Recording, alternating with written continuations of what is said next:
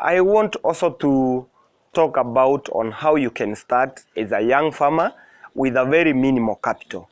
The first thing I will advise you farmers, if you want to start this dairy goat, you require a good breed, and a good breed, it will cost you not less than 15,000 Kenya shillings.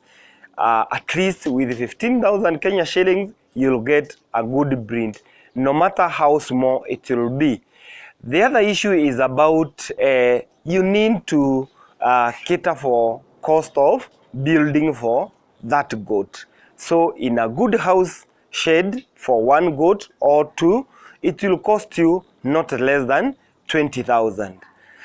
Because you want to, I'm assuming you want to begin at a very humble beginning. So you require 15,000 to buy one goat, and also you require a 20,000 Kenya shillings to do a structure.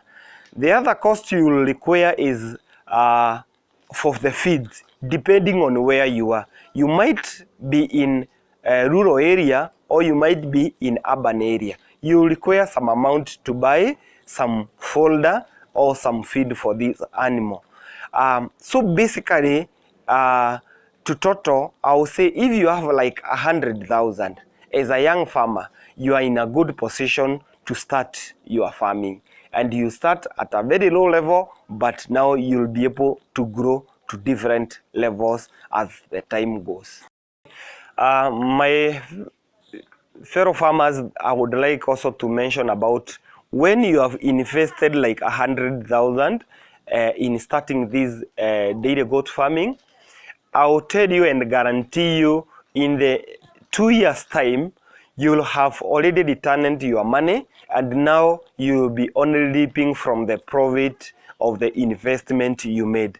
By this time of 2 years, remember, your goats will have increased because they will be giving birth, and also due to giving birth, you'll be selling more milk more than the level you started with. So by this time, you'll be reaping more than the point you started with. So in 100,000, by the time you finish 2 years, you'll have returned your money and now started getting some more profit, because maybe if it was the loan you and taken from a bank, you have already repaid it, so you'll be reaping from that. And also you have now already increased your flock.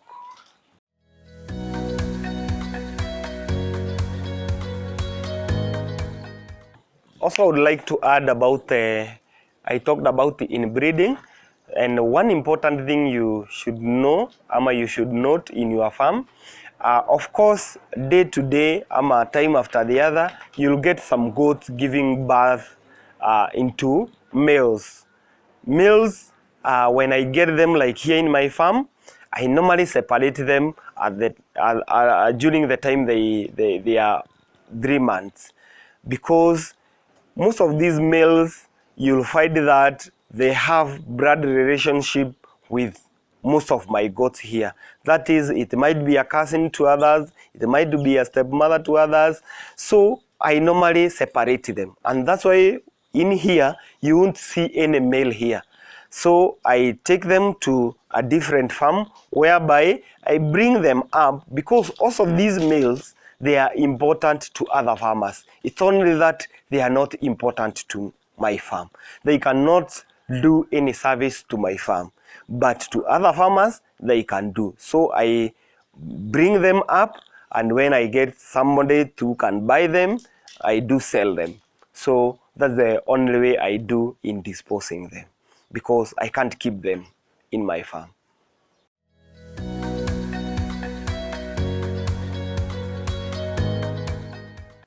Last but not least, I would like also to mention on why I decided to be a farmer, yet I was employed but quitted from working.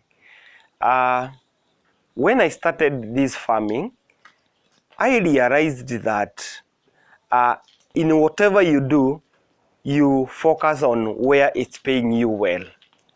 And in my working as a driver, I realized that the amount I was paid was not the adequate amount I was expecting. And since I could not grow from the level I was, I decided to become a farmer. And by that time, I had some few goats. So by the time I started selling my milk, I was still employed. And I just compared myself when I'm selling the milk and when I'm working. And I discovered that in farming, it is paying me better than when I'm being employed. So I decided I need to quit. Reason number one to quit, in farming, you are the boss of yourself. You become the boss. So you manage your time, and you have like a timetable of your own time. So it was very important for me, because when I was employed, I used to wake up very early in the morning. By 4 a.m. I'm up. Then again, I'm very tired because of beating the traffic along the way, because I have to be in office at a certain time. And also on the other hand, I have to leave the work very late sometimes. Then I didn't even have time for my family.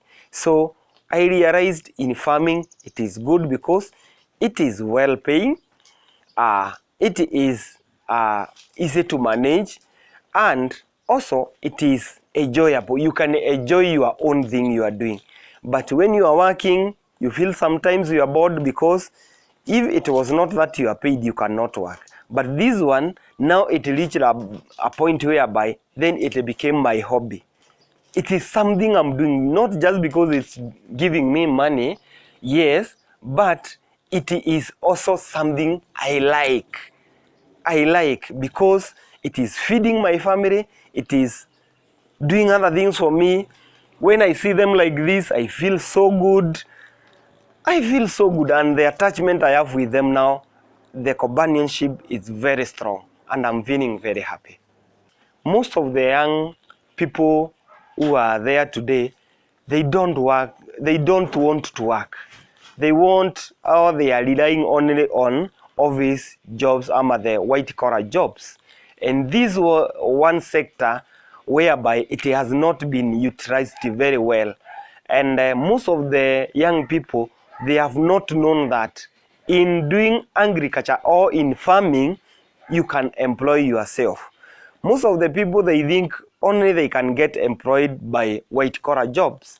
But I am here today to say that and to encourage the young people in doing agriculture.